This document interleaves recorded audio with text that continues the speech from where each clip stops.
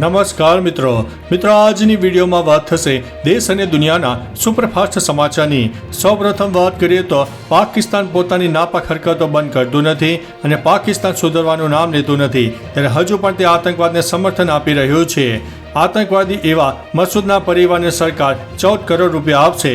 પાકિસ્તાને ઓપરેશન સિંદૂરમાં માર્યા ગયેલા લોકોને વળતર આપવાની જાહેરાત કરી છે, પરંતુ આ જાહેરાતનો સીધો ફાયદો જૈશ-એ મોહમ્મદના આતંકી અઝહર મસૂદને થવાનો છે। ભારતના ઓપરેશનમાં મસૂદ પરિવારના 14 સભ્યો માર્યા ગયા છે। આવી સ્થિતિમાં સરકાર અઝહરના પરિવાર સભ્યોને 14 કરોડ રૂપિયા આપશે। આ રીતે પાકિસ્તાનનો આતંકવાદીઓ પ્રત્યેનો પ્રેમ એકવાર ફરીથી સામે આવ્યો છે, કારણ કે ઓપરેશન સિંદૂરમાં નાગરિકોને નિશાન બનાવવામાં આવ્યા ન હતા। મિત્રો, અન્ય મહત્વના સમાચારની વાત કરીએ તો ગુજરાતમાં ચોમાસું આ દિવસે એન્ટ્રી મારી શકે છે। કેરળમાં ચોમાસાની એન્ટ્રી 27 મેની આસપાસ થવાની સંભાવના છે। દેશના વિવિધ ભાગથી 5 જુલાઈએ રાજસ્થાનના પશ્ચિમી ભાગમાં પહોંચી શકે છે, એટલે કે 27 મેથી 5 જુલાઈ સુધી દેશનો દરેક ખૂણો વરસાદ હશે। આ વખતે ચોમાસું સારું રહેશે। 15 જૂને ગુજરાત, એમપી, મધ્ય છત્તીસગઢ, પશ્ચિમ બંગાળ અને બિહારના મધ્યમાં પહોંચશે। 20 જૂને ચોમાસું એમપીના ઉપરના વિસ્તારો, ગુજરાતમાં અરબી સમુદ્રને અડીને આવેલા વિસ્તારો અને ઉત્તર પ્રદેશના પૂર્વાંચલમાં પણ પહોંચી શકે છે। મિત્રો, અન્ય મહત્વના સમાચારની વાત કરીએ તો કચ્છમાં 3.4ની તીવ્રતાના ભૂકંપથી ધરાધ્રુજી ઉઠી છે। કચ્છની ધરતી ફરી એકવાર ધ્રુજી ઉઠી છે।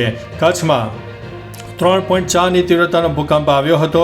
સાંજે 6 વાગે અને 55 મિનિટે ભૂકંપના આંચકા અનુભવાયા છે। ભૂકંપનું કેન્દ્ર બિંદુ કચ્છના ભચાઉથી 12 કિલોમીટર ઉત્તર પૂર્વમાં નોંધાયું છે। માત્ર 3.4ની તીવ્રતાનો હળવો ભૂકંપ હોવાથી કોઈ મોટા નુકસાનીના સમાચાર નથી મળ્યા। મિત્રો, અન્ય મહત્વના સમાચારની વાત કરીએ તો શામળાજી, મોડાસા અને ભિલોડા પંથકમાં વરસાદ જોવા મળ્યો। અરવલ્લી જિલ્લાના શામળાજી, મોડાસા, ભિલોડા પંથકમાં કમોસમી વરસાદ પડ્યો। મેઘરજ તાલુકાના વાવકંપા, ભિલોડાના ગ્રામ્ય વિસ્તારો, યાત્રાધામ શામળાજી અને મોડાસામાં પણ વરસાદ નોંધાયો। જંબુસર સહિતના ગામડાઓમાં તોફાની વરસાદ વરસ્યો હતો। શામળાજી મંદિરમાં દર્શન માટે આવેલા ભક્તો પણ વરસાદમાં ભીંજાઈ ગયા હતા। આ સિઝન બહાર વરસાદથી વાતાવરણમાં પલટો આવ્યો છે। મિત્રો, અન્ય મહત્વના સમાચારની વાત કરીએ તો ચીન અને રશિયા ચંદ્ર પર પરમાણુ પ્લાન્ટ બનાવશે। ચીન અને રશિયા ચંદ્ર પર પરમાણુ ઉર્જા પ્લાન્ટ બનાવવા જઈ રહ્યા છે।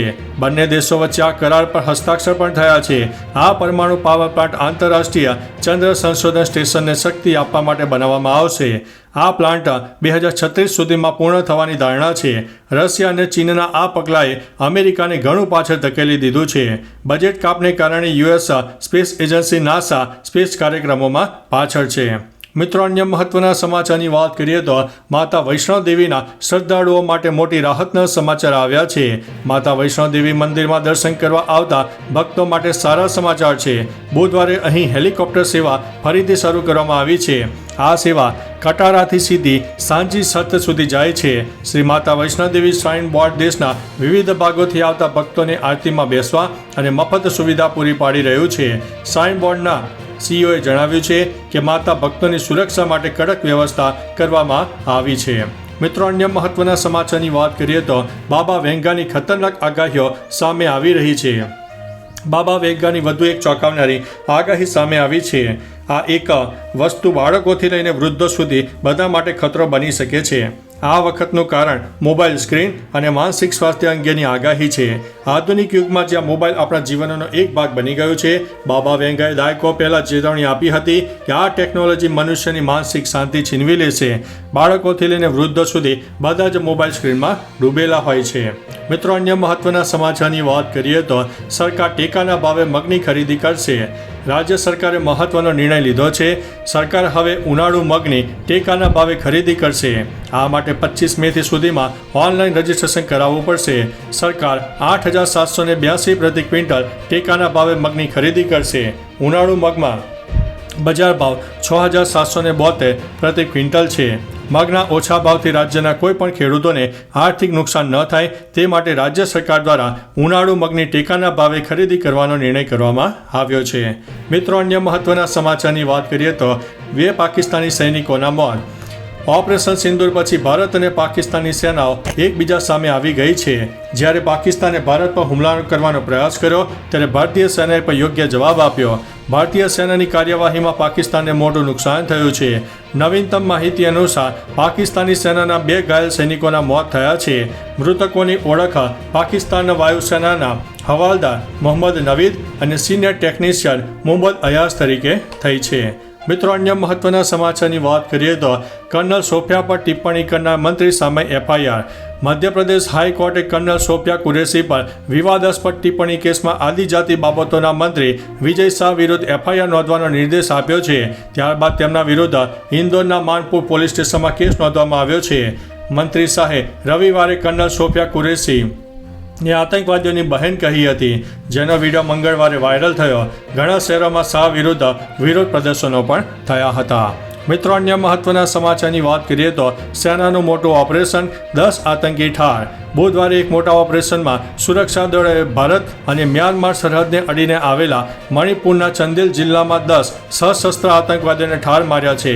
આ ઓપરેશન પૂર્વીય કમાન્ડર હેઠળના સ્પીયર કોર્પ્સના નિર્દેશન આસામ રાઇફલ્સના એક યુનિટ દ્વારા કરવામાં આવ્યું હતું. આતંકવાદીઓની હિલચાલ અંગે ગુપ્ત માહિતી મળ્યા બાદ આ ખાસ ઓપરેશન શરૂ કરવામાં આવ્યું હતું, જે હજુ પણ ચાલુ છે. મિત્રો, અન્ય મહત્વના સમાચારની વાત કરીએ તો અમેરિકા અને કતર વચ્ચે 100 લાખ કરોડની ડીલ થઈ છે. સાઉદી અરેબિયાની મુલાકાત બાદ અમેરિકાના રાષ્ટ્રપતિ ડોનાલ્ડ ટ્રમ્પ કતર પહોંચ્યા હતા.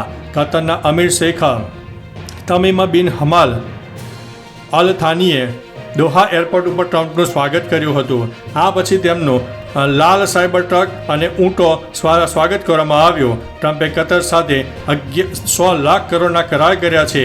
આમાં કતર એરવેઝ દ્વારા બોઈંગને આપવામાં આવેલા 8 લાખ કરોડના 210 વિમાનોનો ઓર્ડર પણ સામેલ છે. મિત્રો, અન્ય મહત્વના સમાચારની વાત કરીએ તો જમ્મુ અને કાશ્મીરમાંથી હથિયારનો મોટો જથ્થો મળી આવ્યો છે. જમ્મુ અને કાશ્મીરના શોપિયા જિલ્લામાં કેલરમાં હથિયાર અને દારૂગોળોનો મોટો જથ્થો મળી આવ્યો છે. આમાં AK-47, હેન્ડ ગ્રેનેડ, હજારો ગોળીઓ સહિતના અનેક પ્રકારની બંદૂકોનો સમાવેશ થાય છે. સેનાએ આતંકવાદીઓ પાસેથી રોકડ રકમ, આધાર કાર્ડ અને અન્ય ઓળખપત્રો પણ જપ્ત કર્યા છે. સેનાએ 13 મેના રોજ ઓપરેશન કિલર હેઠળ લશ્કરે તૈયબાના 3 આતંકીઓને ઠાર કર્યા હતા. મિત્રો, અન્ય મહત્વના સમાચારની વાત કરીએ તો પાકિસ્તાનને 7 દિવસમાં લોનનો બીજો હપ્તો મળી ગયો છે. IMFએ બુધવારે પાકિસ્તાનને $1.02 બિલિયન નો બીજો હપ્તો જારી કર્યો છે. 9 મેના રોજ IMFએ પાકિસ્તાનને $1 બિલિયન આપવાની લોન કરી હતી. સપ્ટેમ્બર 2024માં પાકિસ્તાનને 37 મહિનાનો $7 બિલિયન EFF મંજૂર કરવામાં આવ્યો હતો, જેમાં $1 બિલિયન તાત્કાલિક ચૂકવવામાં આવ્યા હતા. પાકિસ્તાનને EFF હેઠળ IMF તરફથી પહેલાથી જ $3.1 બિલિયન મળી ચૂક્યા છે. મિત્રો, અન્ય મહત્વના સમાચારની વાત કરીએ તો કાશ્મીરમાં એન્કાઉન્ટર, એક આતંકીને ઠાર કરવામાં આવ્યો છે. જમ્મુ કાશ્મીરના અવંતીપોરામાં ત્રાલમાં ગુરુવારે સવારથી સેના અને આતંકવાદીઓ વચ્ચે એન્કાઉન્ટર ચાલી રહ્યું હતું.